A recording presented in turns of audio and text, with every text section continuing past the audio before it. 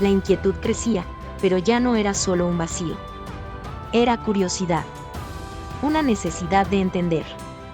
Una voz interior que me decía que había más, mucho más, de lo que mis ojos podían ver en mi rutina diaria.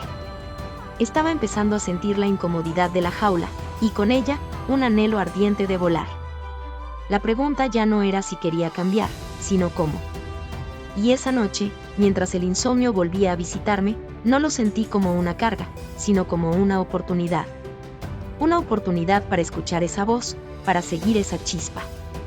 Porque algo me decía que la respuesta no estaba en el exterior, sino en un lugar mucho más profundo, un lugar al que apenas estaba empezando a atreverme a mirar. La pregunta de Laura, si el estrés viene del proyecto en sí, o de cómo lo estás percibiendo, se había clavado en mi mente como una astilla. Y la frase del libro, la mayor parte de tu sufrimiento es creada por tu mente, resonaba con una verdad incómoda. Los días siguientes a la conversación con Laura fueron un torbellino de autoobservación. Empecé a notar la cantidad de veces que mi mente saltaba al futuro con ansiedad o se anclaba en el pasado con arrepentimiento. Me di cuenta de cómo mis pensamientos negativos no eran solo pasajeros, sino arquitectos silenciosos de mi realidad. El fin de semana llegó, y con él, una lluvia torrencial que me encerró en mi pequeño apartamento. No había planes, solo el eco de mi propia soledad y la creciente presión de esa inquietud interna. Cogí el libro de nuevo, pero esta vez, no solo leía, me sumergía en cada palabra, en cada concepto. La idea de que yo era mi propio obstáculo, de que mis creencias limitantes eran las cadenas invisibles que me ataban, comenzó a tomar forma. Me senté frente al espejo del baño, no para arreglarme, sino para mirarme de verdad. Mis ojos, cansados. Mi postura, encorvada. Mi expresión, una mezcla de resignación y anhelo. Y de repente, una imagen mental me asaltó.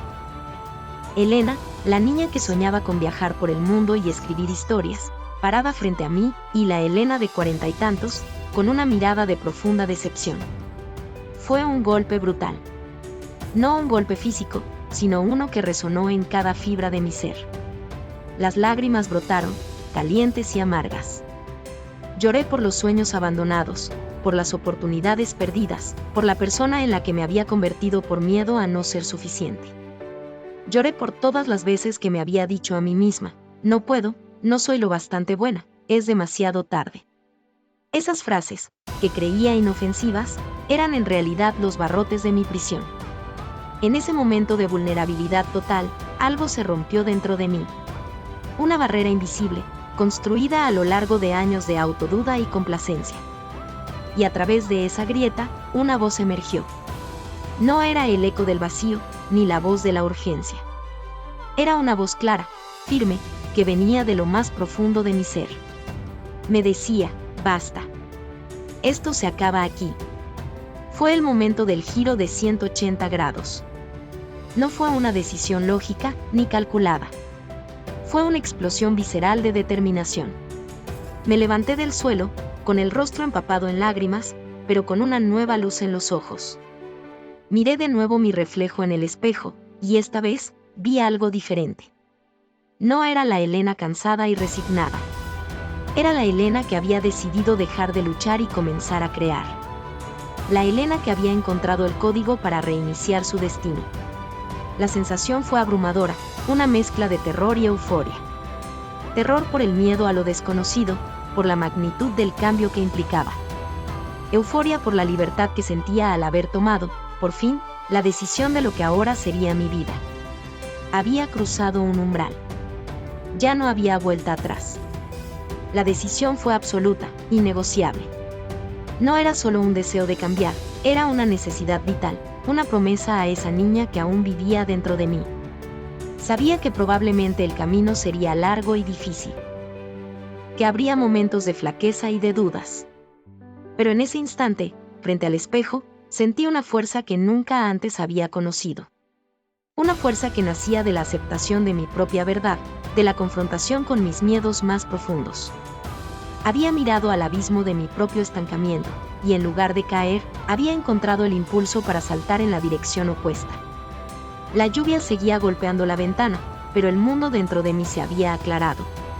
El vacío se había llenado con una determinación férrea. Había encontrado mi punto de inflexión. Ahora, la pregunta no era si podía cambiar, sino que quería construir.